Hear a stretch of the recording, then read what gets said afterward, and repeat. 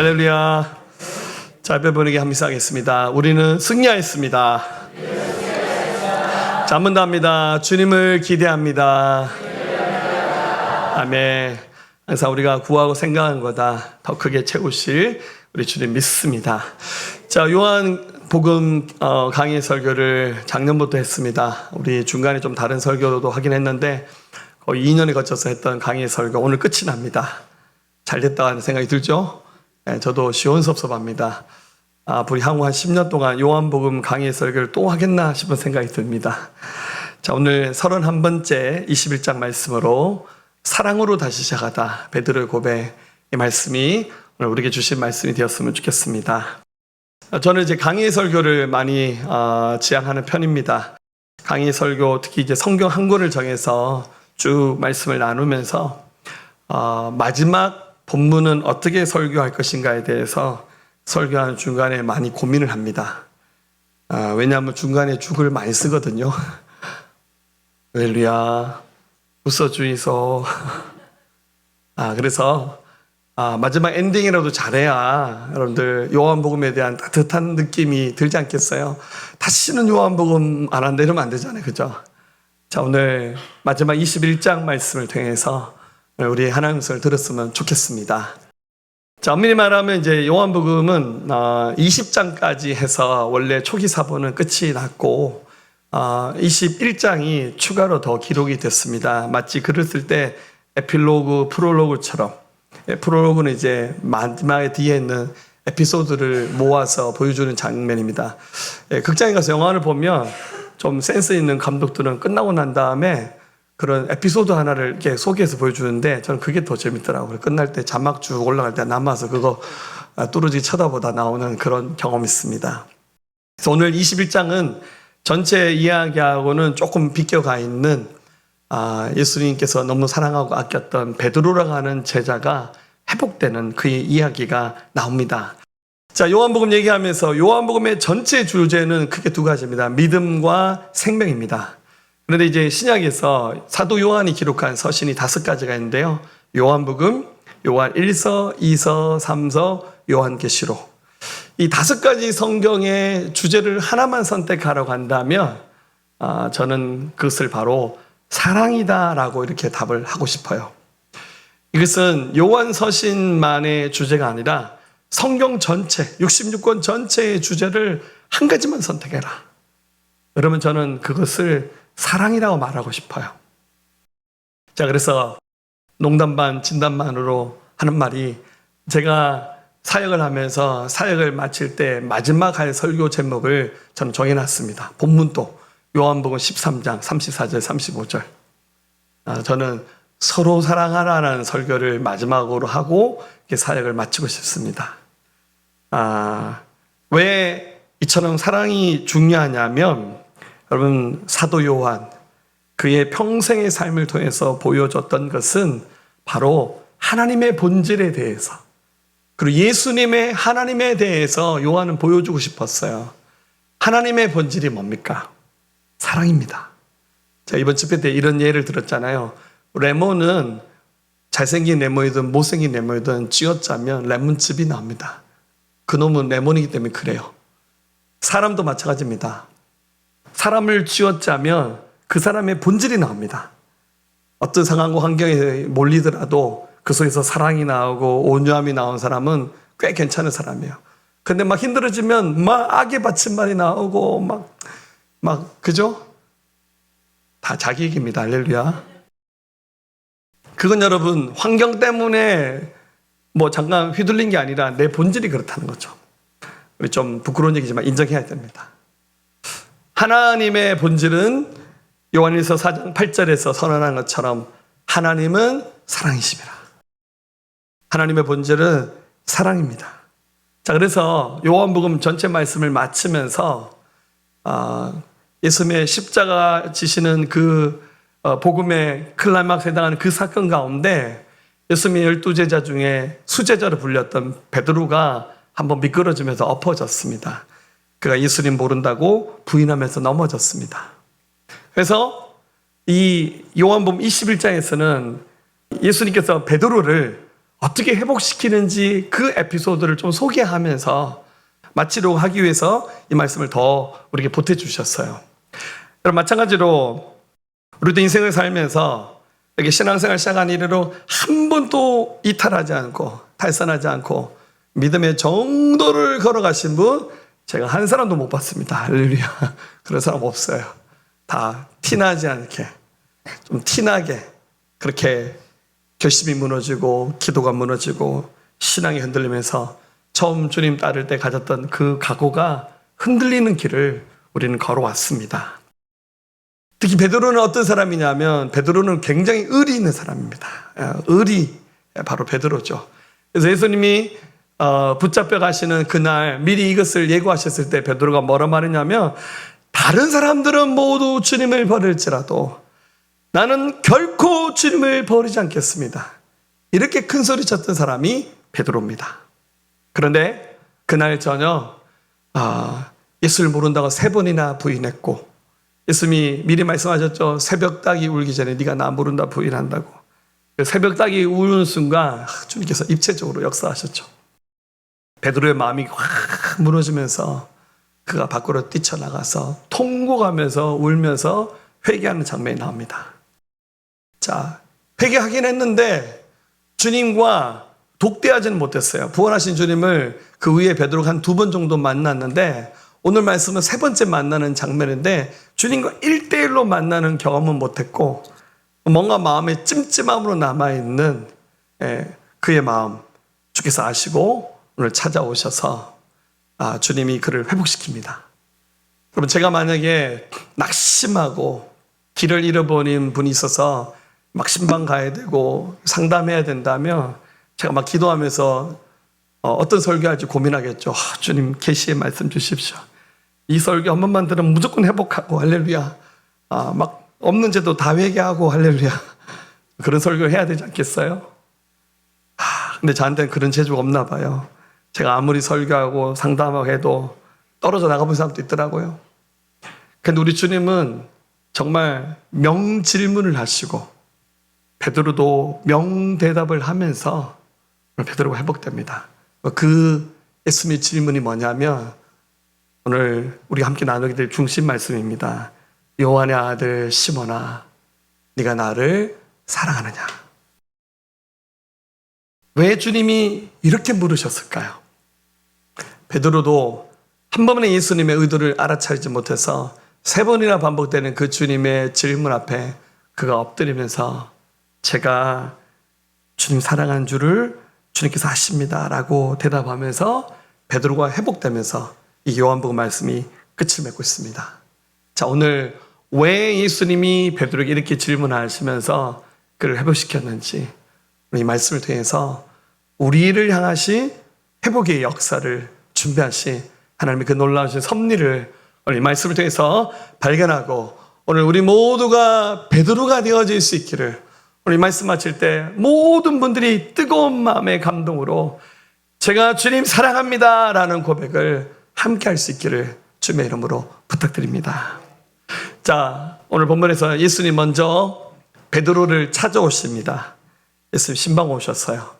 예수님 부활하셔서 제자에게 보였던 것은 예루살렘이었는데 베드로는 원래 자기 고향이었던 디베랴 호숫가로 우리 갈릴리 호수라고 하죠. 거기 돌아가서 고기를 잡고 있었습니다. 원래 베드로의 직업이 어부였죠. 근데 그가 부활하신 주님을 만났지만 자기가 자기 스스로를 용서할 수 없었어요. 죄책감과 수치감이 몰려들고 더 이상 제자의 자리에 설 수 없다는 생각이 들어서 베드로가 자기 고향집으로 돌아가서 그곳에서 고기 잡으러 갑니다. 우리 3절 4절 말씀 보면 시몬 베드로가 나는 물고기 잡으러 가노라 하니 그들이 우리도 함께 가겠다고 나가서 배에 올랐으나 그날 밤에 아무것도 잡지 못하였더니 날이 새어 갈 때에 예수께서 바닷가에 서셨으나 제자들이 예수이신 줄을 알지 못하는지라. 자, 갈릴리 호수는 우리 이 디베랴 바다는 너무 큰 호수에서 그 동네 사람들은 다 바다라 부릅니다. 실제는 호수입니다. 짠물이 아니라 민물입니다. 그래서 뭐 바다라 부르든 호수로 부르든 상관없어요. 거기에 베드로가 고기 잡으러 갈 때 요한과 몇 명의 제자들이 같이 따라가서 그날 밤 그물질을 합니다. 그럼 베드로가 원래 예수님 따르기 전에 어부였기 때문에 갈릴리 호수를 꽤 잘 아는 사람입니다. 밤새 그물질을 했는데 한 마리도 못 잡았어요. 희한하죠? 여러분들, 많이 잡는 것도 은혜고 축복이지만 한 마리도 못 잡는 것도 하나님의 은혜이고 축복입니다. 할렐루야. 믿으셔야 돼요, 여러분들. 여러분들, 내가 부자로 사는 것도 하나님의 은혜지만 내가 가난하게 사는 것도 하나님의 은혜입니다. 왜냐하면 그 속에는 하나님의 놀라우신 섭리와 계획이 있기 때문이에요. 이것은 불운이 겹쳐서 그물을 10번 던지고 100번 던졌는데 고기를 한 마리도 못 잡았다는 뜻이 아니라 예수님 없이는 아무것도 할 수 없다는 사실을 우리 주님께서 보여주고 계신 겁니다.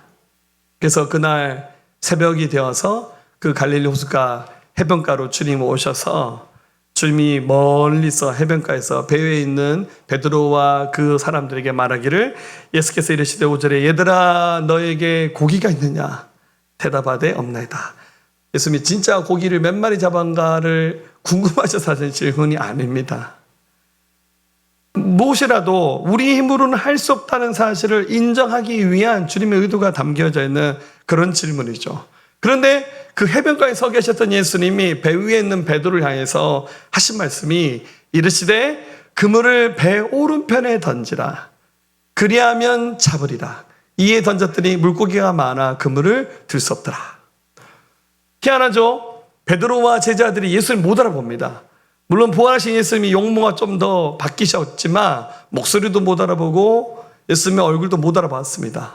근데 하는 말이 그물을 배 오른편에 던져라 라는 그 말씀을 들으면서 베드로가 어떤 느낌이 들었냐면 3년 전에 자기가 맨 처음 예수님의 제자가 되는 순간 그때 했던 그 경험과 너무 비슷한 경험을 하는 거예요.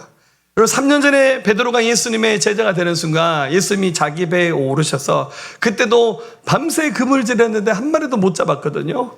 근데 주님이 누가복음 5장 4절에서 6절에 이 부분이 나오죠. 어떻게 말씀하셨습니까? 깊은 데로 가서 그물을 내려라. 깊은 데 가서 그물을 내려라. 그래서 내가 밤새 그물질을 해서 한 마리도 못 잡았지만 내가 주님 말씀 의지해서 그물을 내리다. 그랬더니 얼마나 많이 잡았더니 이번엔 그물이 찢어져 버렸어요. 그런데 지금 똑같은 상황이 재현되는데 그물을 배 오른편에 던지라는 그 음성에 순종했을 때 얼마나 많은 고기를 잡았는지, 수많은 고기떼가 그날 밤 한 마리도 못 잡았는데 희한하죠? 저 해변가에 서 계신 주님의 말씀에 순종하여서 한 번 그물을 던졌는데 굉장히 많은 고기를 잡았는데 이번에는 그물이 찢어지지 않았어요. 그래서 사도 요한은 이걸 헤아렸나 봐요. 헤아렸더니 153마리였습니다. 자꾸 그래서 어떤 분이 이 153마리에 담겨있는 의미가 뭐냐, 성경 그런 건 연구하지 마세요.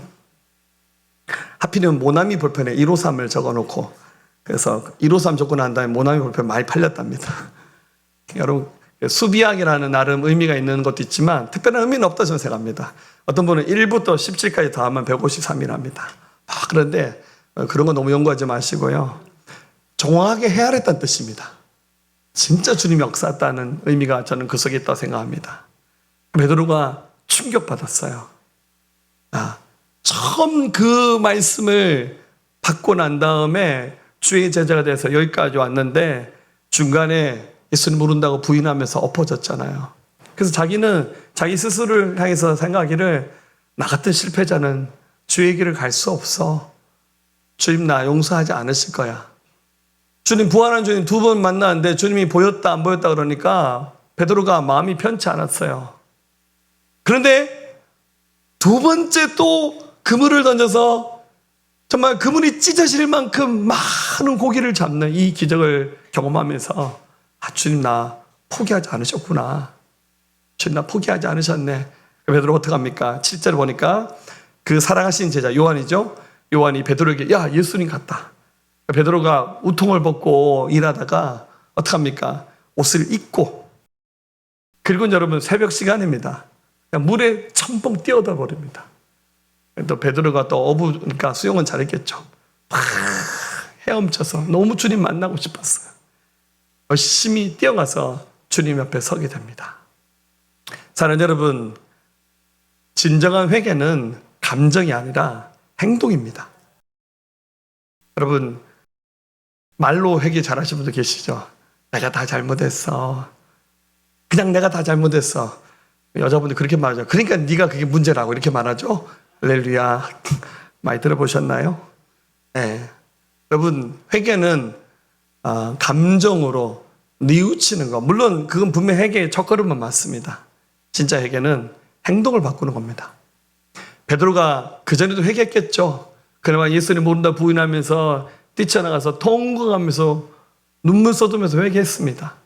그런데 뭔가 말로 표현할 수 없는 찝찝함이 그의 마음에 남아있었는데 이번에 예수님 찾아오셨을 때 분명히 자기 찾아오셨잖아요. 근데 막 뛰어가서 주님 앞에 섭니다. 자, 주님 그를 회복하기 위한 준비를 하셨는데 예수님께서 숯불을 피워놓고 그를 기다리고 계셨습니다. 생선과 떡을 준비하시면서 간단한 아침 식사를 예수님께서 미리 하셨습니다. 그 베드로는 숯불을 보는 순간 여러분들 얼굴이 파랗게 달아오릅니다. 왜 그렇습니까? 자기가 예수님을 모른다고 부인했던 그 순간 안나스 제사장의 뜰에서 저 주님 모른다고 부인했잖아요. 근데 그날 조금 날씨가 추웠던 것 같아요. 그래서 그 장소에 숯불이 피워져 있었습니다. 요한복음 18장 18절에 그때가 추운 거로 종과 아래 사람들이 불을 피우고 서서 쬐니 베드로도 함께 서서 쬐더라. 25절 시몬 베드로가 서서 불을 쬐더니 사람들이 묻되 너도 그 제자 중 하나가 아니냐. 베드로가 부인하이르되 나는 아니라. 베드로가 그렇게 말했어요. 그래서 베드로는 그날 숯불이 피워져 있었던 그 안나스 제사장의 뜰에 있었던 그 광경을 잊지 못하고 있었어요. 그 광경을 생각하기만 해도 가슴이 두근거리고 주님에 대한 미안함이 막 끓어오르는 그의 마음에 남아있는 트라우마였습니다. 근데 예수님이 이 시간 베드로를 기다리면서 하필이면 숯불을 피워놨어요. 여러분, 예수님도 사람의 몸을 입고 오셨잖아요. 물론 예수님은 하나님이시니까 상처 안 받으세요. 그렇지만 그 숯불을 바라보는 예수님의 마음도 편하진 않으셨을 거예요. 그날 밤 베드로가 뛰쳐나가서 엉엉 울면서 내가 주님을 부인했습니다. 내가 주님을 부인했습니다. 그가 통곡하면서 회개할 때 예수님은 붙잡혀서 고난당하고 계셨지만 저기 한편에 있는 베드로가 엎어져서 회개하는 장면을 보면서 그 사이 횃불이 이글이글 타오르고 있었습니다. 주님이 그냥 베드로를 만나실 수도 있었지만 이 숯불에 아침 식사를 하면서 기다린 겁니다. 여러분, 치유로 나가는 가장 좋은 시나리오 모델이 저는 이거라 생각합니다. 우리의 기억을 소환하는 겁니다. 우리의 과거의 상처, 실패, 좌절들 가져오는 겁니다. 물론 우리 지나간 과거에 있었던 일들은 절대 바꿀 수가 없어요. 흘러가 버렸습니다. 그런데 우리 마주치고 싶지 않은 진실이지만 그 앞에 섰을 때 지금 내가 은혜를 받고 변화되어서 하나님 말씀을 가지고 지나간 기억을 다시 재소환하면 이것이 다시 보입니다. 그래서 여러분들 회복은 지나간 우리의 삶을 새롭게 다시 구성하는 리프레이밍 하는 것이 회복의 첫걸음입니다. 그래서 그 숯불덩이 그 위에 준비된 그 식사 그 앞에서 예수님께서 아마 이렇게 말씀하셨을 겁니다. 네가 나를 떠났어도 나는 여전히 너를 위해 식탁을 준비하고 있단다. 너 내 배신했지? 그래도 난 너 포기하지 않고 나는 너를 여전히 사랑한단다. 아마 예수님은 이 메시지를 베드로에게 계속 주셨을 거예요. 근데 예수님은 이 말을 직접 하지는 않으세요. 뭐라 말씀하십니까? 이리 와서 아침 먹자. 저도 이제 이런 수법 좀 쓰려고요. 신방할 때, 상담 필요할 때 같이 밥 한 먹읍시다. 할렐루야. 네, 진짜 밥을, 그럼 뭐 제가 뭐 밥 못 먹어서 밥 먹겠습니까? 그분도 그렇지 않겠어요? 그 말은 좀 할 말이 있다 이 말이죠. 주님이 이리 와서 같이 아침 먹자. 근데 베드로가 굴 먹은 벙어리죠.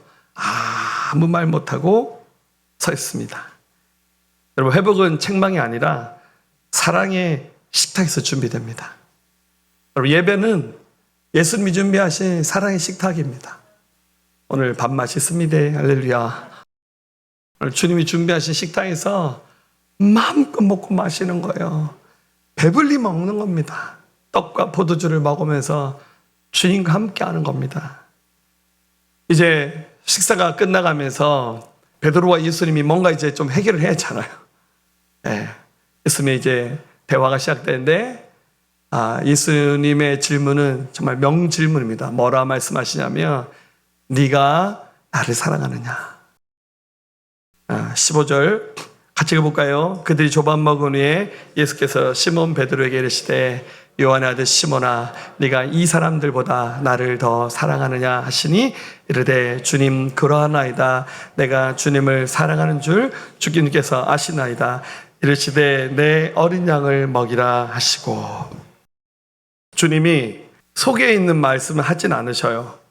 주님이 속에 있는 말씀을 하시면 이렇게 말씀하셔야죠. 왜 나 부인했어? 네 앞으로 잘할 수 있겠나? 네 제자 자격 있나? 베드로, 너 그럴 수 있냐? 이게 이제 정상적인 질문이고 대화의 패턴이 되어야 됩니다. 근데 예수님은 그렇게 묻지 않으셨어요.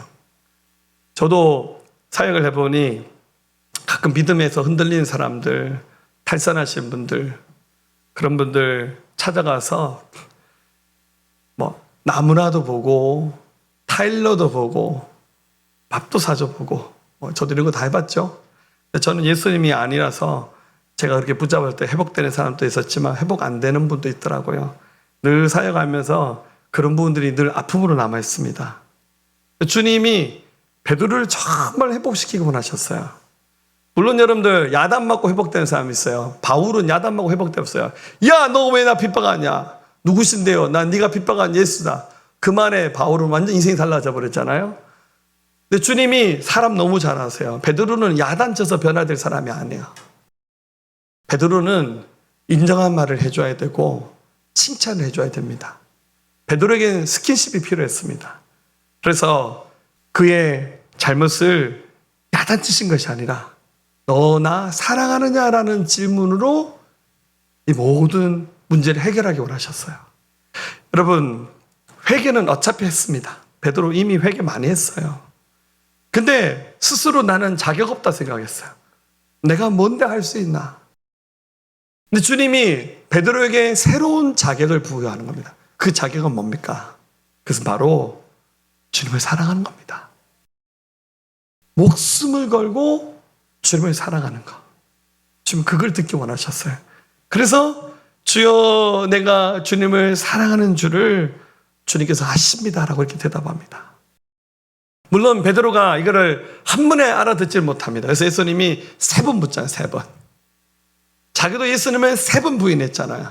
물론 이제 이걸 성경을 해석하시면서 이게 사실 헬라어 원어에는 이 사랑이란 말이 뭐 아가파오, 필레오 이렇게 좀 구분해서 나오거든요. 그렇게 설교하신 목사님들 많은데 사실 의미 없는 얘기입니다. 왜냐하면 실제 예수님은 헬라어 쓰지 않으셨어요. 예수님은 아람어로, 시리아어로 대화하셨고 베드로도 아람어로 대답했습니다. 아람어에는 필레오, 아가파오 그런 구분 없어요. 그러니까 이거는 성경이 그 언어로 기록됐기 때문에 저는 나타나는 특징이라 생각하고 한 번 묻고 2번 묻고 3번 묻을 때 여러분들 똑같은 질문 3번 해보세요. 얼마나 마음이 불편하고 힘들겠어요. 그러니까 베드로가 3번째 예수님의 대답을 들을 때 그제서야 저는 그 순간에 알았다 생각합니다. 그래서 제가 정말 주님 사랑합니다. 사랑합니다라고 고백했던 것 같습니다. 그러니까 이 자격 없었던 베드로를 주께서 그 순간에 이렇게 세우시면서 그의 사명을 일깨우십니다. 예수님이 좀 같은 듯 하면서 좀 다른 뉘앙스로 3분 다 동일하게 이렇게 대답합니다. 내 어린 양을 먹이라. Feed my lambs. 내 양을 치라. Take care of my sheep. 그리고 내 양을 먹이라. Feed my sheep. 우리말에는 조금 이렇게 느낌이 안 나오지만 영어는 좀 정확하죠. 첫 번째는 어린 양을 먹이고, 두 번째는 양을 돌보고, 세 번째는 양을 먹이라. 이 말은 베드로야, 네 사명은 이 바닷가에서 고기 잡는 거 아니다. 그거 할 사람 많다. 베드로야, 네 사명은 양을 치는 거야. 양을 치는 거야. 재작년에 이스라엘 성지순례를 한번 갔었습니다. 내년에 갑니다. 할렐루야. 우리 이삭성 교사님이 이스라엘 있으면 우리 가이드 좀 참 좋겠지만, 아무튼 또 나중에 또 우리 이스라엘로 한번 단기 선교도 가는 날이 오지 않겠습니까? 가서 우리 전도 많이 합시다. 갈릴리 호수가를 반드시 보게 되는데요. 갈릴리 호수가 너무너무 아름답습니다. 보통 그 갈릴리 호수 서쪽에 숙소들이 많이 있어서 호텔에서 자면 갈릴리 호수가 다 보입니다. 저 운 좋게 제가 잤던 방이 호수가 창 쪽으로 있는 방이었습니다. 와, 새벽에 일어나서 갈릴리 호수 전체를 보는데요. 굉장히 아름답더라고. 밤에 이렇게 그렇게 치안이 좀 잘 돼 있으니까 밤에 이렇게 나가서 이렇게 마트도 한번 가고 물도 한번 사고 호숫가를 이렇게 거닐 수 있습니다. 그 중에 베드로가 예수님 만났다고 하는 장소가 있습니다. 네, 물론 가서 질문하시면 안 되면 여기서 진짜 예수님 베드로에서 만났습니까? 묻는 순간에 은혜가 팍 닦여집니다. 그러니까 그냥 믿으셔야 돼요. 할렐루야. 거기 가면 베드로 수익권 교회가 이렇게 세워져 있습니다. 그리고 그 옆에 양동상이 있더라고요. 이렇게 거기 가면 우리 가이드 하신 분들이 여기 딱 가면 순례 오신 분들 다 모아놓고 옛날 찬송입니다. 오늘은 그 찬송 안 부르는데 옛날 찬송 중에 여러분 그 찬송 아세요? 갈릴리 바닷가에서 주님은 시몬에게 같이 할까요? 물으셨네. 사랑하는 시몬아, 넌 날 사랑하느냐?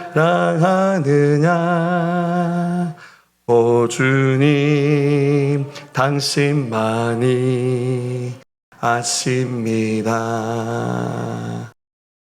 그리고 우리 갈릴리 그 해변가에서 막 다 이 찬송 부르면서 막 눈물 흘리면서 은혜 나눴던 기억이 새록새록 떠오릅니다.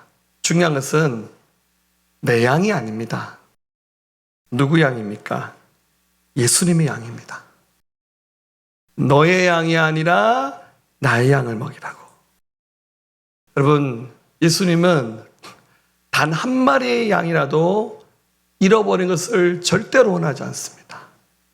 내 양이 아니면 이리가 나타나서 물어가면 그 목숨 걸고 덤벼서 그거 찾아올 필요 없잖아요. 그런데 이게 주님의 양이니까, 주님이 내게 위임하셨으니까 그 양을 찾아가는 거예요. 그게 여러분 앞으로 베드로가 걸어가야 될 사역자의 길이고 우리가 걸어가야 될 길입니다.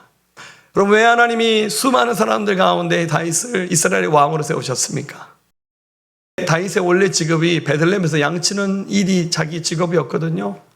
다윗이 아버지가 맡겨준 그 양을 치면서 양 한 마리 이리가 물어가면 끝까지 쫓아가서 뺏어오고, 사자가 물어가면 돌멩이 던지고 막대기로 치고 맨손으로 싸워서 그 물려갔던 양을 찾아오는 걸 보면서 주님이 야, 이놈 봐라, 잘한다, 잘한다. 내가 이스라엘이라고 하는 큰 양떼를 맡겨도 다윗은 참 잘하겠구나. 그래서 그를 이스라엘 왕으로 세우신 거예요. 지금 뜨거운 눈물을 흘리면서 베드로를 회복하면서 내 사명이 주님의 양을 치는 거구나. 이 모든 길을 걸어갈 수 있는 그 근거는 바로 뭡니까? 사랑입니다. 사랑. 큰 소리 치는 거 아닙니다. 여러분, 사랑은 죽음도 두렵지 않게 만드는 능력입니다. 여러분, 그냥 말로만 하는 거, 여러분들 그 결심과 다짐 지키는 거 쉽지 않습니다. 근데 베드로는 한번 엎어지는 경험을 하면서 오늘 뜨거운 눈물을 흘리면서 내가 목숨 걸고 세상 그 어떤 것보다 누구보다도 주님 사랑한 자 되어서 제가 이 길 가겠습니다라고 고백했습니다. 그런데 주님이 미리 베드로에게 슬쩍 말하기를 그의 앞으로 당할 순교에 대해서 좀 미리 예언하십니다. 18절에 내가 진실로 진실로 내게 이르노니 네가 젊어서는 스스로 띠띠고 원한 곳으로 다녔거니와 늙어서는 내 팔을 벌리리니 남이 내게 띠띠우고 원하지 아니한 곳으로 데려가리라. 띠띠운다는 말은 그같이 십자가를 말하는 거죠. 그럼 베드로는 그 이후에 뒤돌아서지 않고 주의 길을 가면서 그의 사역 초기는 이스라엘 안에서 복음을 전하는 일을 했고, 나중에는 사도 바울과 대부분의 제자들이 터키로 넘어가고 유럽으로 가고, 결국 베드로는 마지막에 로마에 가서 거기서 사역을 했다고 합니다. 여러분 1세기 AD 60년 이후 로마의 악명 높았던 네로 황제가 통치하는 시기였습니다. 거기서 베드로는 마지막까지 자기 사명 감당하다가, 물론 전해지는 야사에 나오는 에피소드이긴 하지만 베드로가 목숨의 위험을 느끼면서 제자들이 빨리 도망가래서 새벽 시간에 로마 시내를 뛰쳐나서 도망가는데 저기서 어떤 분이 십자가를 지고 로마 시내 방향에서 걸어가고 있더래요. 그래 가서 그가 말하기를 코바디스 도미네, 주여 어디로 가시나이까? 예수님이었어요. 베드로야, 네가 십자가 안 지고 도망가니까 내가 다시 십자가 지려고 로마로 들어가고 있다고. 베드로가 거기서 또 한 번 눈물을 쏟으면서 이번엔 주님 제가 십자가 질게요. 제가 십자가를 지겠습니다 하면서 그가 로마로 들어가서 예수님 지셨던 그 십자가 제가 감히 어떻게 바로 지겠습니까? 이왕 십자가에 못 박으려면 나 거꾸로 매달으라고. 그래서 베드로는 십자가에 거꾸로 매달려서 순교함으로 삶을 마쳤다고 그렇게 전해집니다. 여러분, 사랑에는 능력이 있습니다. 사랑은 죽음도 두렵지 않게 우리를 강하게 만듭니다. 아가서 8장 6절, 사랑은 죽음과 같이 강하다라고 말씀하셨습니다. 요한일서 4장 18절, 사랑하는 두려움이 없고 온전한 사랑이 두려움을 내쫓나니 두려움에는 형벌이 있습니다. 두려워하는 자는 사랑 안에서 온전히 이루지 못하였느라. 예전에는 두려움이 너무 커서 그 안나스 제사장 뜰에서 제일 신부에 낳았던 어린 소녀 여종이 자기 알아볼 때도 마음이 쫄아서 이슬을 모른다고 부인했던 베드로가 이제는 그 사랑이 담대함을 주고 확신을 줘서 죽음의 자리도 두려워하지 않으면서 주의 길을 갔습니다. 이 모든 에너지, 그 능력이 바로 사랑합니다라고 고백한 이 고백에서 시작됐습니다. 이 길 가다 보면 힘든 일도 많이 있을 겁니다.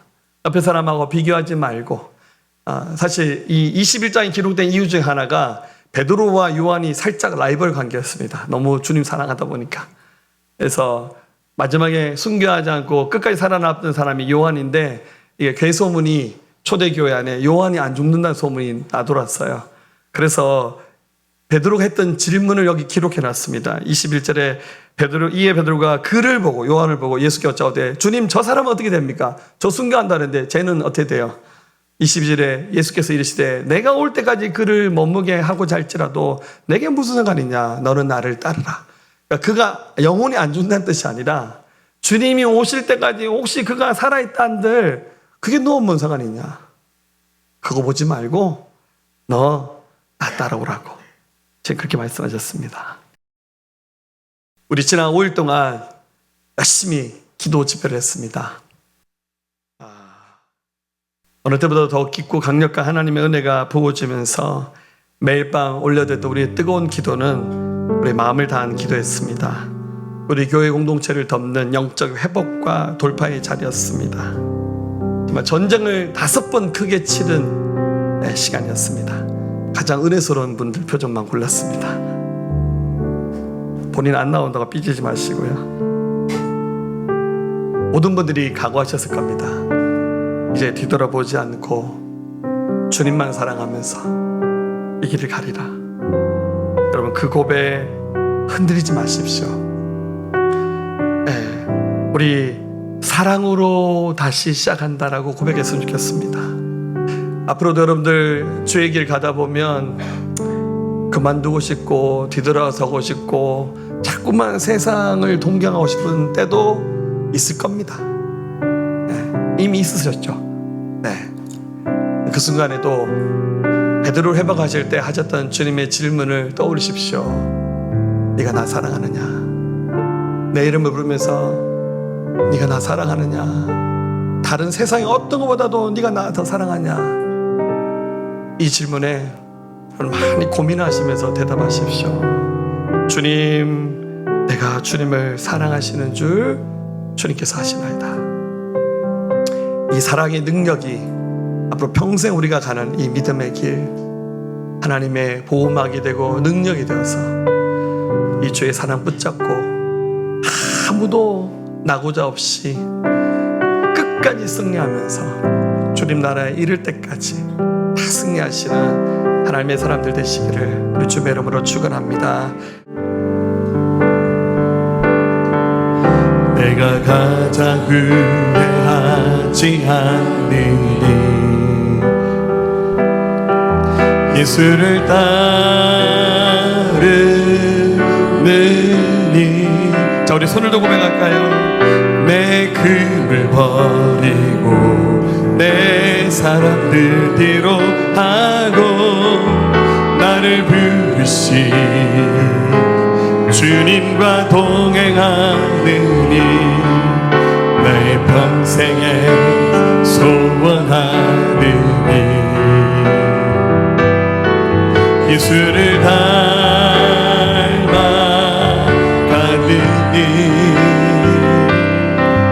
그들 나를 제하시고 사랑을 가르치신 나의 예수님 사랑하느니. 우리 다시 고백할까요? 나의 가장 후회하지 않으니 예수를 따르느니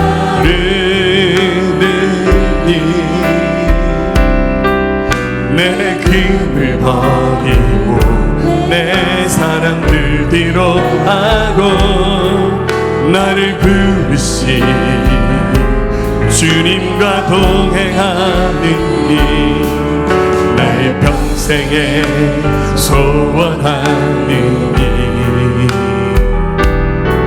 예수를 닮아가느니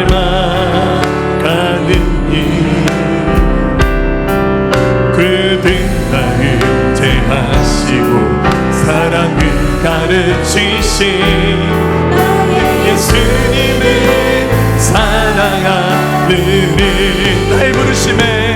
날 부르심에 감사 날 놓지 않으신 감사 하늘 보자 버리고 하심에 감사 나의 모든 삶을 나의 모든 인생을 예수님과 함께 걷겠습니다. 우리 다시 고백할까요? 내가 가장 후회하지 않으니 예수를 따르느니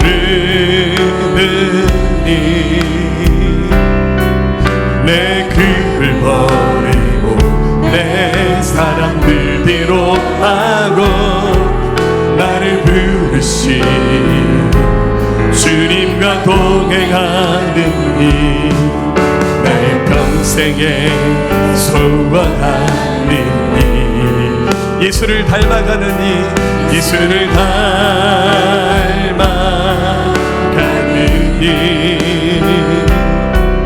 그들 나를 제하시고 사랑을 가르치신 나의 예수님을 사랑하느니 날 부르심에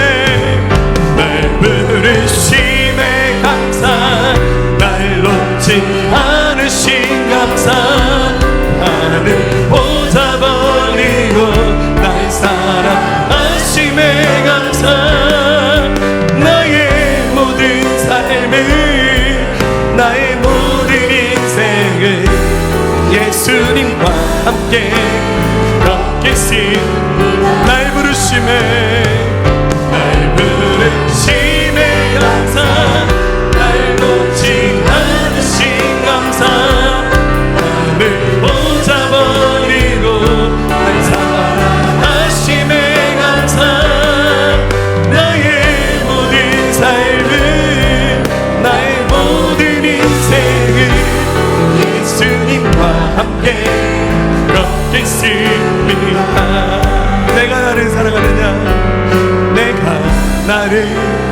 사랑하느냐.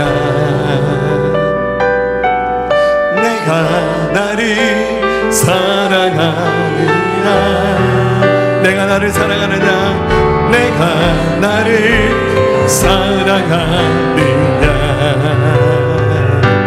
주님 내 물어보시네. 내가 주를 사랑합니다. 내가 주를 사랑합니다. 내가 주를 사랑합니다. 내가 주를 사랑합니다. 내가 주를 사랑합니다. 내가 주를 사랑합니다. 내가 주를 사랑합니다. 내가 주를 사랑합니다. 내가 주를 사랑합니다. 내 사랑을 주가 아십니다. 날 부르심에 감사. 날 놓지 않으신 감사. 나를 보자버리고 사랑하심에 감사. 나의 모든 삶을 나의 모든 인생을 예수님과 함께 걷겠습니다. 나의 부르심에 감사. 날 놓지 않으신 감사. 나를 보자버리고 날 사랑하심에 감사. 나의 모든 삶을 나의 모든 인생을 예수님과 함께 걷겠습니다. 날 부르심에 감사. 날 놓지 않으심 감사. 하늘 보자버리고 날 사랑하심에 감사. 나의 모든 삶을 나의 모든 인생을 예수님과 함께 걷겠습니다. 예수님과 함께 걷겠습니다. 예수님과 함께 걷겠습니다. 아멘. 이제는 우리 주 예수 그리스도의 은혜와 하나님 아버지의 무한하시고 극진하신 사랑하심과 성령님의 감화감동 내주 역사 충만 교통하심이 오늘 예배한 사랑하는 성도들의 모든 심령 가운데 이들 가정과 일터와 나라 민족과 모든 열방 가운데 지금부터 영원토록 함께 하옵시기를 간절히 축원하옵나이다. 아멘.